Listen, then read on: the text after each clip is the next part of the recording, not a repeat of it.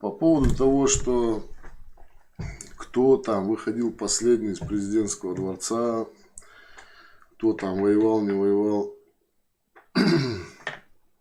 Ингуши воевали там.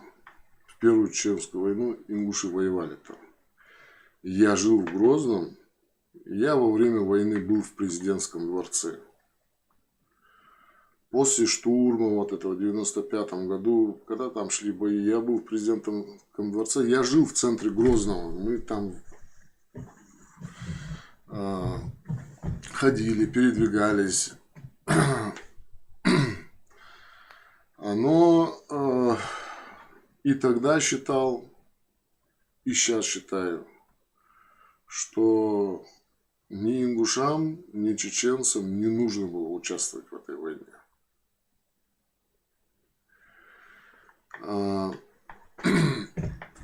Здесь много вот этих есть. Вот мы воевали, мы там герои, вы, да, это все героизм, это все красиво выглядит, красиво и благородно выглядит издалека. Издалека это красиво и благородно выглядит, блядь, свок, что дальше.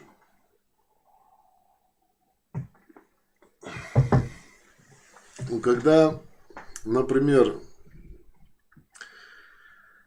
и большинство вот этих людей, которые в вот этих спорах участвуют, вот мы там это всем показали, вот это сакурулыжеш.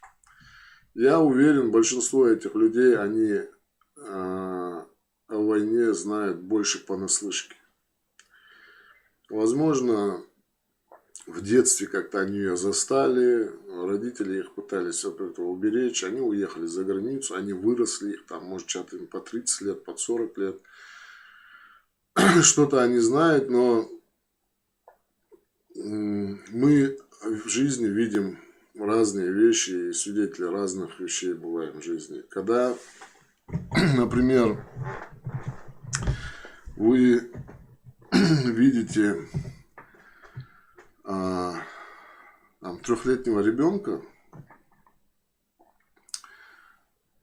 который у него вместо рук и ног култышки замотанные, такие остатки, нету, короче, он там попал где-то под бомбежку, где-то ему оторвало руки и ноги, как-то его спасли, как-то его забинтовали, как-то это. И он всех боится. И когда вы к нему подходите, он смотрит на вас с страхом, и у него в глазах, он плачет, и у него в глазах вопрос ко всем взрослым. Он не может это выразить вопрос, он не может его сказать, но у него в глазах отчетливый вопрос: за что вы, взрослые, это со мной сделали?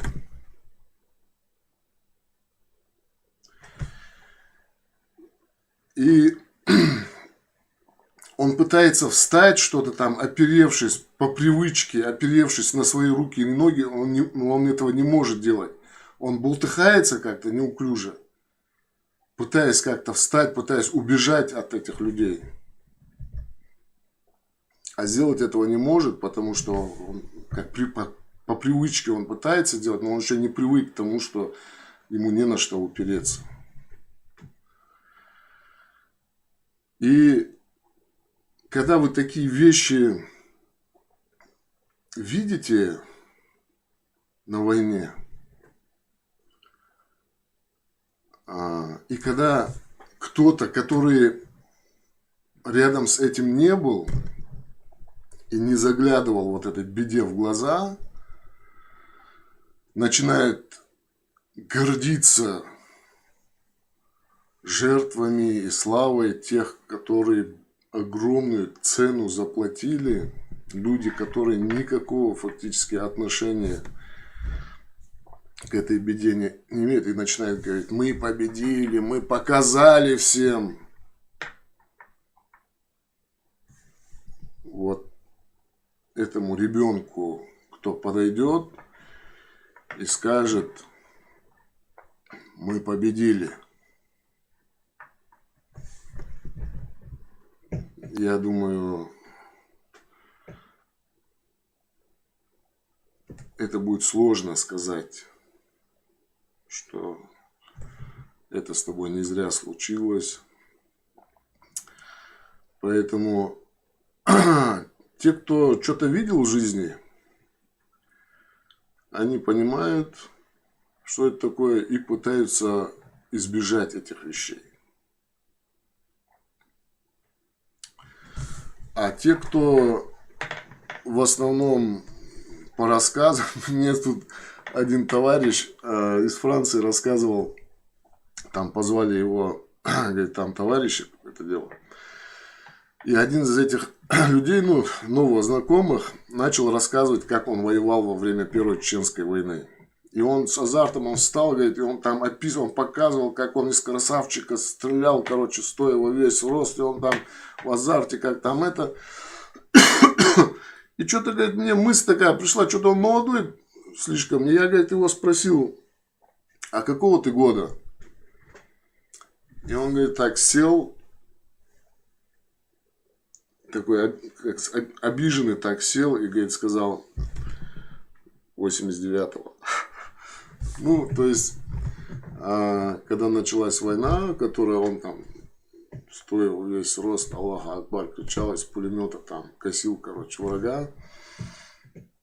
Ему было там 5 лет или 6 лет, может быть, могло быть. Поэтому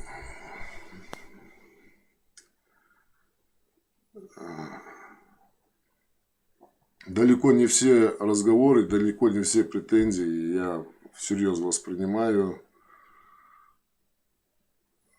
Есть сформировавшееся мнение, есть сформировавшее видение и мнение многих людей там, то есть учитывается, но не всегда. Так.